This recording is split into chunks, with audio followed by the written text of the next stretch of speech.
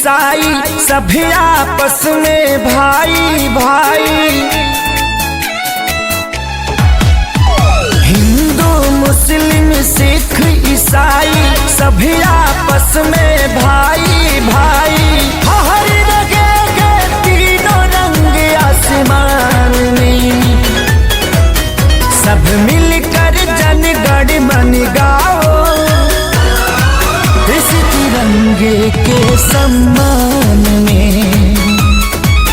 सब मिलकर जन गण मन गाओ, इस तिरंगे के सम्मान में।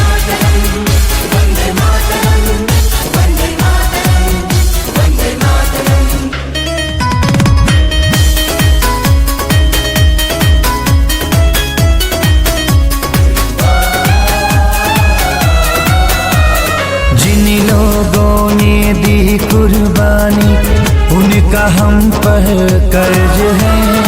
आजादी को कायम रखना हम सभी का फर्ज है।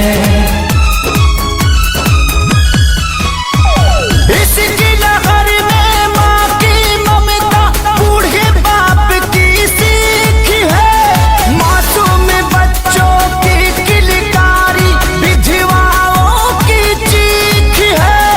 दाग लगे ना भारत माँ के शान में, सब मिलकर जन गण मन गावो,